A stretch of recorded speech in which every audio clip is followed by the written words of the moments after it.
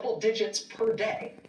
So Republicans are facing a political situation in which their party appears to be doing this, right? The U.S. economy looks like it's being destroyed for fun by Donald Trump because someone once told this guy a thing he didn't understand about tariffs. And so now he's doing this, and real people are feeling the pain. But here's the thing.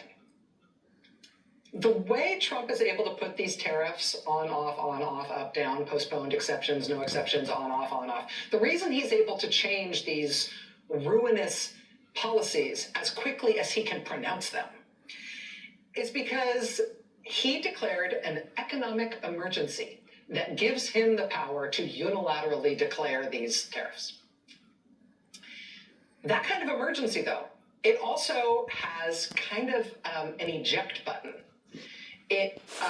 When you declare that kind of emergency, Congress also gets the power to call the emergency off, to stop the president from doing this. So Congress could just vote and declare this so-called emergency to be over, and then Trump would no longer have the power to single-handedly destroy the U.S. economy in the way that he has been.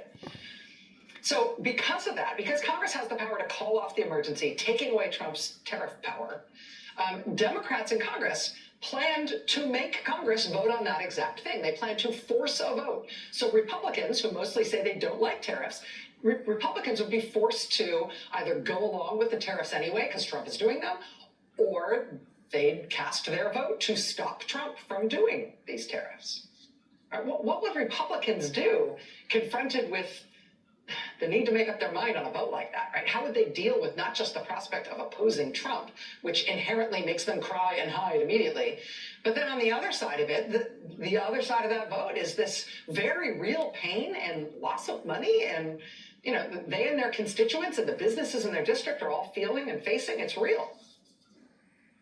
So Republicans in Congress have the power to stop Trump from doing what he's doing on tariffs. What will they do with that power? The Democrats are going to force them to take a vote on this. What are they going to do with that power? Headline: Republicans quietly cede power to cancel Trump's tariffs, avoiding a tough vote. Cede power. Oh, jeez. They literally had the power to stop Trump from doing something that is hurting the country materially every single day. They have the power to stop him from what he's doing. And so what did they decide to do with that power? They decided to give that power away so they no longer have that power, so they don't have to decide what to do with it. Quote, House Democrats had planned to force a vote on resolutions to end the tariffs on Mexico and Canada, a move allowed under the National Emergencies Act, which provides a mechanism for Congress to terminate an emergency like the one Trump declared when he imposed the tariffs on February 1st.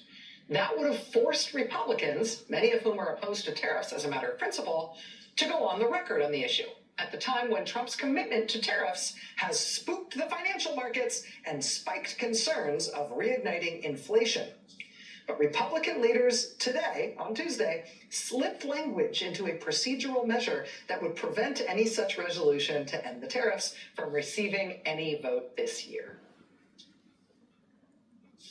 They're literally ceding their power, giving it up. We don't want that power. And it gets better.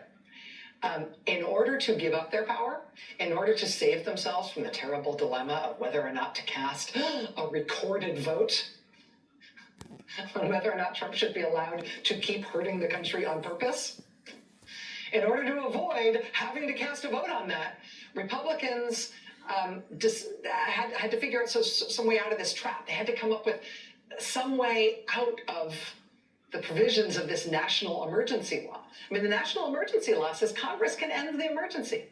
He declared a national emergency in order to give himself the ability to proclaim these tariffs. The national emergency law says if a resolution to end the emergency is introduced in Congress, Congress must consider that. They have to start the process of voting on it within 15 days. So now we know Democrats are introducing that resolution. That starts the clock ticking. That means Congress is going to have to vote on this 15 days, tick-tock.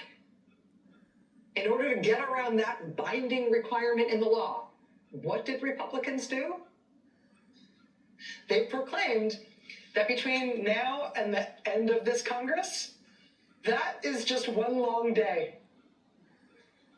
That's just one day. Oh my The gosh. whole rest of the Congress. I am not kidding. Quote, each day for the remainder of the 119th Congress shall not constitute a calendar day for the purposes of this emergency declaration. The New York Times tonight called it a, quote, particularly unusual contortion. Republicans in Congress, quote, essentially declared the rest of the year one long day. So that 15 days will never elapse and they will never have to vote. And that is how the Republican-led Congress voted to give away its own power to Donald Trump. So hopefully no one would know that they were actually responsible for not stopping him when they could have. Think it's going to work? Think nobody's going to notice what they did?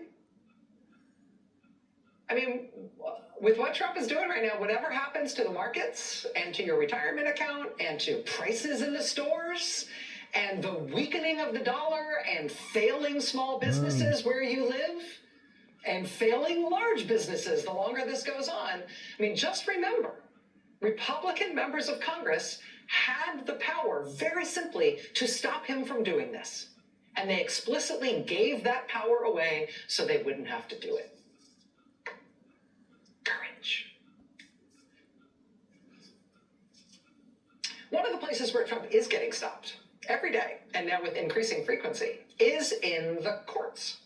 You may remember one of the very first court challenges to Trump that we covered here on this show in recent weeks. One of the very first people who Trump tried to fire, and she challenged it in court saying, you don't have the legal right to fire me, I don't work for you, I'm taking you to court. One of those first early cases, you might remember from the show, was Gwen Wilcox. She's a member of the National Labor Relations Board. And Trump announced right away, as soon as he was sworn in, that he was firing her from the National Labor Relations Board. And she said, oh, no, you aren't. You do not have that right. She immediately took him to court. Came to us here on the show to talk about it when she filed that case against him. Well, that case just a few days ago became one of the many court cases that Donald Trump has lost, and that the people challenging him have won. And in the case of Gwen Wilcox, that led to Gwen Wilcox going back to work yesterday in Washington at the headquarters of the National Labor Relations Board, where she has been reinstated because she fought him and she won. And when she got reinstated and she went back to work yesterday, the whole dang office came out to cheer for her and clap and celebrate that she beat Trump and she's therefore back at work, and that agency is therefore back at work.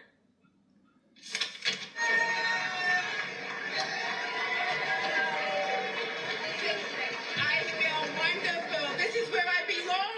I belong here at the NLRB. I am so happy to be here. Beautiful.